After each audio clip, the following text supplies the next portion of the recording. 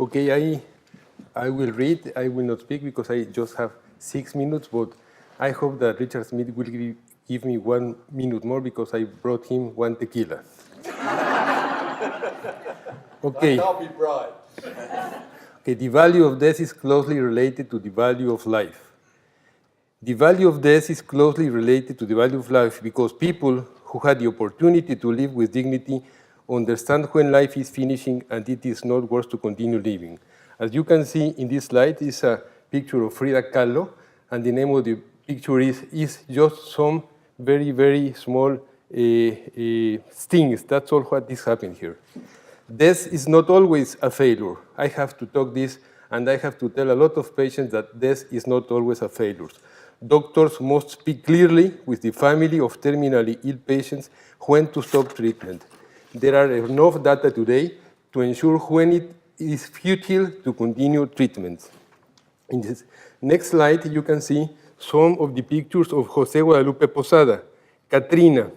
Katrina is an elegant female skeleton, and he's a very famous cartoonist. He's dead now, but he's a very famous cartoonist about political critique. It is common, as you know, to hear that Mexicans love a death. In his solitude, the poet Octavio Paz, was one of our Nobel Prizes, claims that the Mexican, I am citing him, quoting him, chases after death, mocks it, courts it, hukes it, and sleeps with it. Jose Guadalupe Posada was a Mexican political printmaker whose work has influenced many Latin American cartoonists. His best-known works are his calaveras, or skulls, as you can see in the slide, dressed in costumes that satirize the life of the upper classes, such as the Calavera de la Catrina, the skull of the female dandy. He painted them to make political and cultural critics. Today, La Catrina, this is La Catrina, you are seeing the Catrina, is considered the icon of the Day of the Dead in Mexico. Thanks to Diego Rivera, one of the famous Mexican muralists, Posada is known worldwide. You can see in this marvelous slide one of the pictures of Diego Rivera. In English, Dream of a Sunday Afternoon at the Alameda Central Park. This is the principal artwork at the Museo Diego Rivera in Mexico City. In this close-up, you can read one of the sentences of Jose Guadalupe Posada. Death is democratic. At the end of the road, everybody, whether light-skinned, brown-skinned, rich or poor, ends up at being a skeleton. You can see in the middle of the slide, La Catrina. At the right side is Frida Kahlo, Diego Rivera as a child, and at the left side is Jose Guadalupe Posada. The Day of the Dead in Mexico is a very famous dead.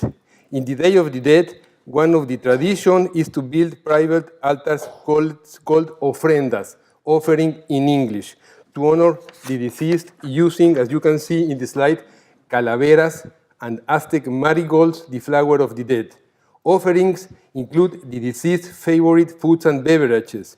Relatives and friends visit graves with some gifts as part of the ritual. Flowers are thought to attract the soul of the dead. People go to the cemeteries to be with the soul of the departed. The purpose is that the dead soul will hear the prayers of the living directed to them. Celebrations, as is very common in Mexico, can also be humorous, as celebrants remember funny events about the departed. Some families have ofrendas at home with food and pan de muerto, bread of the dead, and sugar skulls around photos of the deceased. Some people believe that the spirits of the dead eat the spiritual essence of the ofrenda's food. Here, as you can see in this slide, El Día de los Muertos, or the Day of the Dead, is a Mexican tradition to honor friends and family who have died. It focuses on gathering to pray for them and help support the spiritual journey. The Day of the Dead is a Mexican tradition celebrated to honor dead children on November 1st and deceased adults on November 2nd. Its purpose is to support the dead in their spiritual journey. Toys are brought for dead children, angelitos in Spanish, little angels in English, and bottles of tequila. Now Richard Smith have one of me, mezcal or pulque, or also cornflower drink, atole in Spanish. Scholars trace the origins of the holiday to indigenous observations dating back hundreds of years and to an Aztec tradition dedicated to the goddess Mictlantecuhtli, the lady of the dead people and wife of Mictlantecuhtli, god of the dead. In the next slides, you can see Mictlantecuhtli and also the god Mictlantecuhtli, who is more or less 6 feet tall and was depicted as a skeleton of human beings stained with blood, and its skull has many teeth. Mictlantecuhtli was the god of death.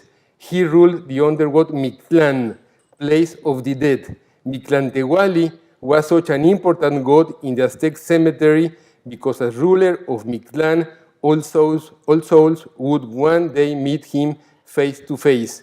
Mictlán, the place of the dead, had 9 levels.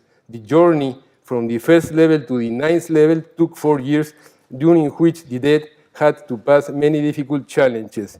Just 2 more slides and I am finishing.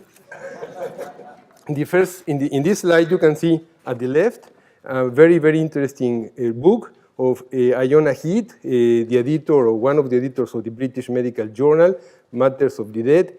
In the middle, Mar Adentro is an excellent picture movie, a Spanish movie, and at the right side is a correspondence, of course, to the Lancet, not to other magazines. Societies, I can say, and I think, move faster than politics. Books, films, letters to the editor in medical journals, and newspapers editorials, as we can see here, invite people to think about the place of euthanasia and assisted suicide. To provoke and raise awareness are the goals. To think about dignity, futility, autonomy, and dying with dignity is the epitome. And the last sentence, you can see in this balance what we have to think. In one place of the balance, you see some words, and in the other place, another word. They are very opponent, these words. Life and death have many associations. One of them is the world's level of health or disease. Today, the world, for me, since my point of view, is very sick. There are several crises going on. One of the main threats is the increase of fanatism. Fanatism permeates everything, including medicine. Free thinkers who practice medicine have the obligation to defend, among other values, reason, liberty, autonomy, and justice. Petrarca's quote, and I am quoting him, "A beautiful death honors a whole life," is one of the aims of this symposium. It is necessary to politicize medicine in times of fundamentalisms. Topics related to life and death must be politicized.